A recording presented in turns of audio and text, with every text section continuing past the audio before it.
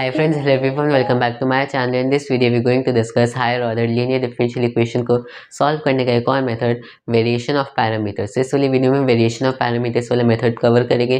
Previous video में हमने CFPI method क्या होता है और बाकी higher order homogeneous differential equation वो सही चीज़ें हमने कवर कर लिए, आप वो भी जाकर देख सकते हैं। सो अब वेरिएशन ऑफ पैरामीटर्स वाला मेथड देखते हैं। इसमें हम दोनों मेथड्स डिस्कस करेंगे। पहला कि जिसमें हमें दो इक्वेशंस पता चलती है कि इन दो इक्वेशन को सॉल्व करके हमें particular integral PI find out करना है, और दूसरा मेथड जिसमें हम डायरेक्टली रॉन्स्कियन की हेल्प से पर्टिकुलर इंटीग्रल फाइंड आउट करते हैं। तो हम दोनों मेथड डिस्कस करेंगे, पहला इक्वेशंस वाला और दूसरा रॉन्स्कियन की हेल्प से हम जो directly particular integral find out करते हैं। तो हम दोनों मेथड देखेंगे और साथ में ये जो दो इक्वेशंस बनती है इक्वेशन वाले मेथड में, वो दोनों इक्वेशन आती कहाँ से वो भी हम इस वाली वीडियो में डिस्कस करेंगे, जो आपको शायद किसी भी यूट्यूब वीडियो में नहीं मिला होगा। सो अब स्टार्ट करते हैं।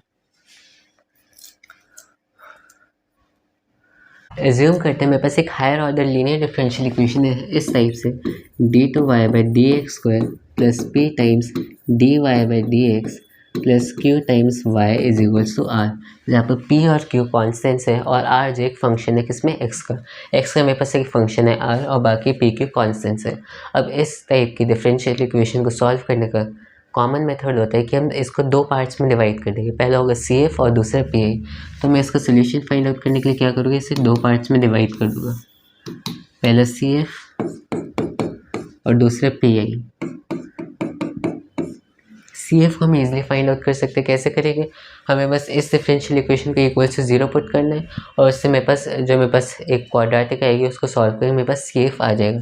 अज्यूम करते हैं मेरे पास जो CF है वो C1U प्लस C2V की फॉर्म का है, जहाँ पर U और V मेरे पास इंडिपेंडेंट सोल्यूशंस है। U V मेरे पास के इंडिपेंडेंट सोल्यूशंस। तो मेरे पास इस फॉर्म का CF आ जाएगा। अगर इस फॉर्म का CF आ गया तो अब next step variation of parameters method का क्या है, हम एज्यूम करेंगे कि जो मेरे पास PI है वो इस फॉर्म का है, FU प्लस GV, जहाँ पर F और G फंक्शंस हैं और बाकी UV मेरे पास ये इंडिपेंडेंट सोल्यूशन। तो मैंने क्या किया, पहले CF फाइंड आउट कर लिया, फिर PI को एज्यूम कर लिया कि PI क्या है, FU प्लस GV की फॉर्म का है। अब मुझे क्या करना पड़ेगा, मैंने PI एज्यूम तो कर लिया, लेकिन मुझे F और G को फाइंड आउट करना पड़ेगा। कैसे फाइंड आउट करेंगे, इसको फाइंड आउट करने के लिए दो इक्वेशंस बनती है, वो देख लो। दो इक्वेशंस कौन सी है, F' प्लस G' इसको 0 के बराबर होना पड़ेगा। फिर दूसरी इक्वेशन है F' प्लस G' इसको R के बराबर होना पड़ेगा। तो ये मेरे पास दो इक्वेशंस है। अगर मैं इन दो इक्वेशंस को सॉल्व कर लूँ तो दो वेरिएबल्स है, कौन से F' G' और दो इक्वेशन तो सॉल्व कर सकते हैं। मेरे पास F' आ जाएगा, G' आ जाएगा, फिर इनको इंटीग्रेट करके मेरे पास F और G आ जाएगा, जिससे मेरे पास पर्टिकुलर इंटीग्रल PI आ जाएगा। तो ये मेथड होता है वेरिएशन ऑफ पैरामीटर्स का। अब आप सोच रहे होगे कि दो इक्वेशंस कहाँ से आती है, तो इसका ये भी मैं आपको बताऊँगा, लेकिन एक एग्जाम्पल वेरिएशन ऑफ पैरामीटर्स से करने के बाद। सब स्टार्ट करते हैं। इस मेथड को यूज़ करके हम एक एग्जांपल करते हैं। अब एक एग्जांपल की हेल्प से समझते हैं कि वेरिएशन ऑफ पैरामीटर्स को हम कैसे अप्लाई कर सकते हैं। सो स्टार्ट करते हैं। फर्स्ट एग्जांपल है d² - 1 y is equal to e⁻x sin of x। इसको मुझे सॉल्व करने यूजिंग वेरिएशन ऑफ पैरामीटर्स। क्या करेंगे, दो पार्ट्स में डिवाइड करेंगे, पहले CF और फिर PI। CF फाइंड आउट कर लेते हैं पहले। CF कैसे फाइंड आउट करेंगे, अगर मैं इसे इक्वल टू 0 करता तो मेरे पास दो वैल्यूज़ आएगी, +1 और -1। तो CF मेरे पास आ गया C1 e⁻x plus C2 e⁻x। तो ये मेरे पास आ गया CF। अब यहाँ पर मेरे पास इंडिपेंडेंट सोल्यूशंस कौन से हैं कि U is equal to e⁻x और V is equal to e⁻⁻x। ये इसके इंडिपेंडेंट सोल्यूशंस हो गए। फिर नेक्स्ट चलते हैं PI मेथड। अब मुझे PI फाइंड आउट करना है। तो अब PI फाइंड आउट करने के लिए हम क्या करेंगे, मैं अज्यूम कर लेता हूँ कि PI जो है FU प्लस GV की फॉर्म का है, और मैं अगर UV की वैल्यू पुट कर दूँ मेरे पास आ जाएगा F e⁻x plus G e⁻⁻x। इस फॉर्म का मैं अज्यूम करूँ कि मेरे पास PI है। अब दोनों इक्वेशंस को मैं यूज़ करूँगा। दो इक्वेशन कौन सी बनती थी कि F' e⁻x plus G' e⁻⁻x, इस चीज़ को 0 के बराबर होना चाहिए। दूसरी इक्वेशन F' इसका डिफरेंशिएशन e⁻x ही रहेगा और जी डैश इसका डिफरेंशिएशन ये क्या हो जाएगा, माइनस आ जाएगा, तो minus e to the power minus x. इसको r के बराबर होना चाहिए। r क्या है, e to the power x sine x. ठीक है, तो मेरे पास दो इक्वेशन है। अब दोनों को सॉल्व करके मैं फंक्शंस फाइंड आउट कर सकता हूँ। स्टार्ट करते हैं, दोनों को सम कर दो, ऐड किया, ये कैंसिल आउट हो जाएंगे। 2f dash e to the power x is equal to e to the power x sine x. ठीक है, यहाँ तक सही है। e to the power x को कैंसिल आउट किया, f डैश आ गया मेरे पास sine of x divide by 2। फिर क्या करना है, बोथ साइड्स इंटीग्रेट करेंगे। इसका इंटीग्रेशन किया, minus cos x divide by 2 plus c, ये मेरे पास आ गया f। अब दूसरा, अब मुझे क्या फाइंड आउट करना पड़ेगा, g dash of x. G dash क्या आएगा, मैं इस चीज़ को दूसरी साइड ले जाता हूँ, तो g dash e to the power minus x is equal to f dash e to the power x. F dash किसके बराबर है, इसके बराबर, divide by 2 g dash e to the power minus x. इसको इस साइड ले जाओ, g dash is equal to e to the power 2x sine of x divide by 2। फिर इसी चीज़ को हम अगर इंटीग्रेट कर देंगे तो g is equal to half बार आ जाएगा integration e to the power 2x sine of x dx। तो इस तरह से मैं क्या कहते हैं, जी मुझे फाइंड आउट आ गया, मैं f फाइंड आउट कर लिया।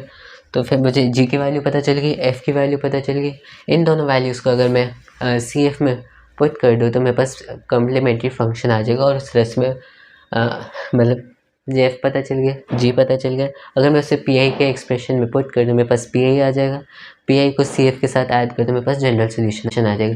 सो ये था कि जो मेरे पास वेरिएशन ऑफ पैरामीटर्स इक्वेशन वाले मेथड से मैं कैसे किसी भी higher order linear differential equation को सॉल्व कर सकता हूँ। अब जो मैंने आपको बोला था कि ये दोनों इक्वेशन कहाँ से आई है, इसका रीज़न मैं आपको बताऊँगा। तो रीज़न स्टार्ट करते हैं।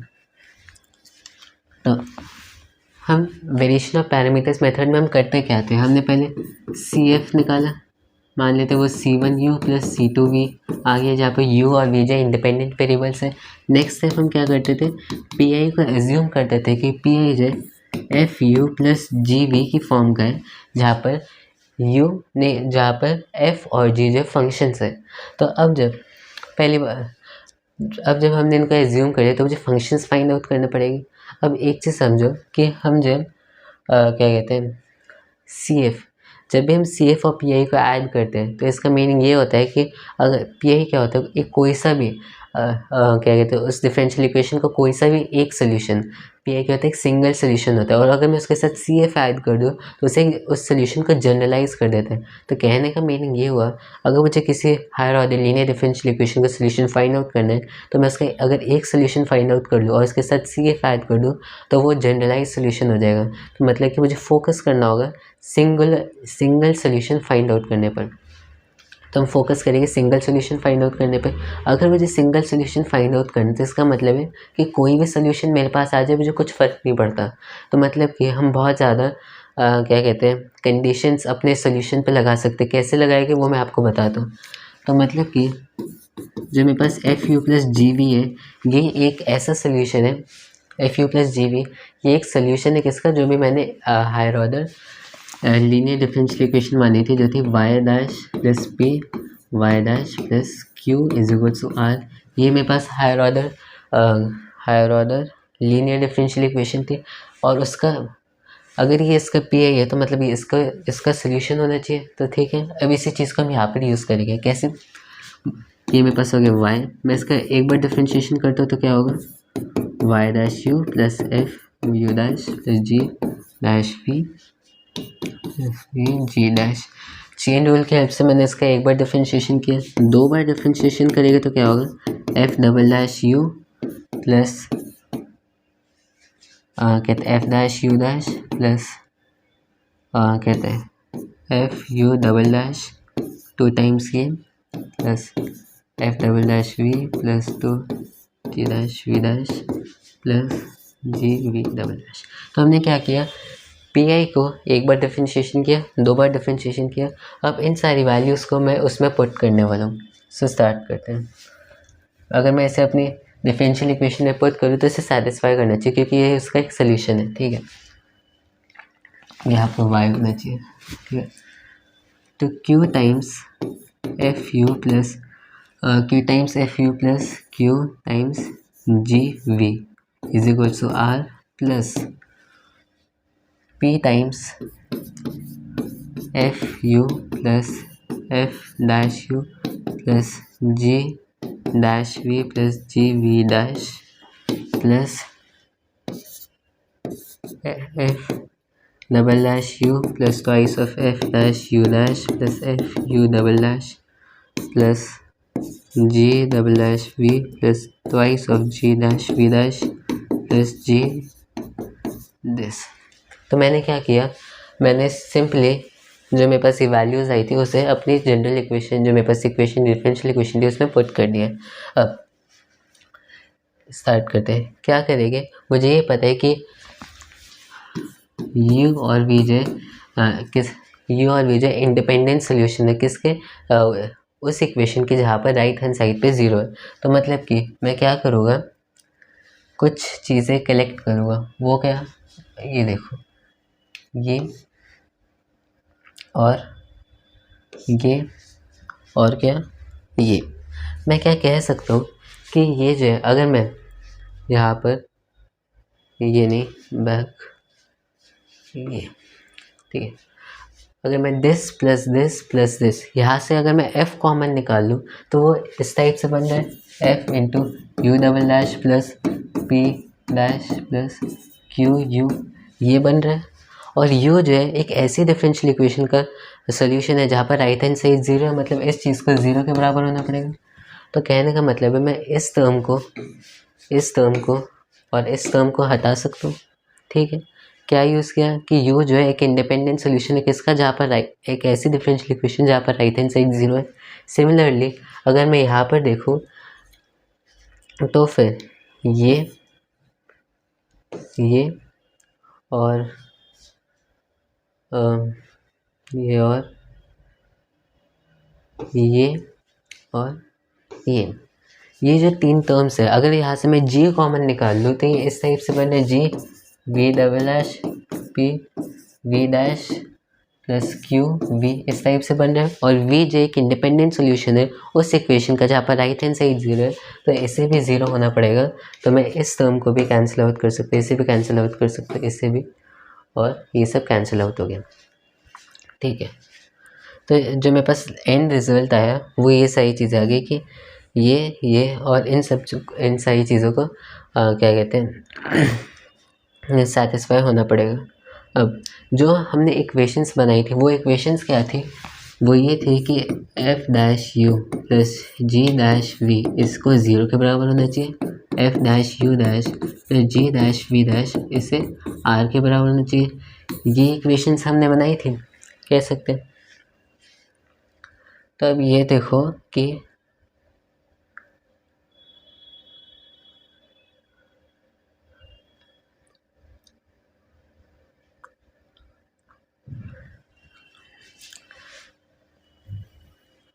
तो ये हमने इक्वेशंस बनाई थी। अब हमने क्या किया, जो मेरे पास एंड रिजल्ट आया वो ये है कि F dash you plus G double dash we plus twice of F dash you dash plus G dash we dash, ये प्लस क्या कहते हैं यहाँ पर p टाइम्स दिस,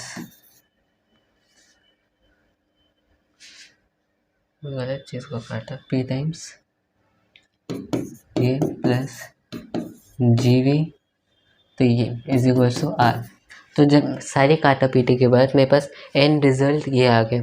अब मैं क्या कर रहा हूँ, जो मैंने इक्वेशंस बनाई है, ये जो इक्वेशंस थी वो इसी चीज़ से आई है। कैसे, मैंने आपको बोला था कि पी आई फाइंड आउट करो, मतलब मैं सिंगल सोल्यूशन फाइंड आउट करूँ। सिंगल सोल्यूशन फाइंड आउट करने के लिए मैं कितनी भी कंडीशंस लगा सकता हूँ। मैं बहुत से कंडीशंस लगाई, उससे अगर मेरे पास एक सोल्यूशन आया तो वो भी मेरा पर्टिकुलर सोल्यूशन होगा। तो हम क्या करेंगे, जो ये मेरे पास ट्वाइस है, twice of F dash you dash plus G dash we dash, इसमें हम क्या करेंगे, इसका जो फर्स्ट पार्ट होगा, मतलब कि ट्वाइस की जगह अगर मैं इसे ऐसे लिखूँ,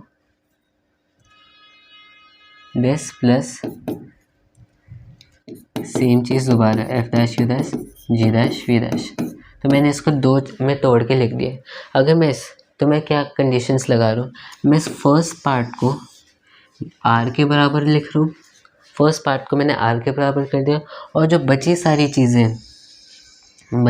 चीज़ें वो मैं उनको ज़ीरो के बराबर इक्वेट कर रहा हूँ। कैसे कर रहा हूँ, क्योंकि जो बची सारी चीज़ें वो इस चीज़ का डिफ्रेंशिएशन है। तो मैंने क्या किया, क्या कहते हैं, इस चीज़ को आर के बराबर इक्वेट कर दिया और बाकी सारी चीज़ को ज़ीरो के बराबर इक्वेट कर दिया।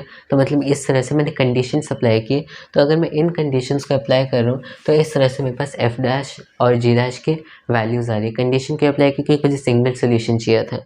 तो बस यही था कि CFPI मेथड के ये दो इक्वेशंस कहाँ से आती हैं, तो ये हमने यहाँ से देख लिया।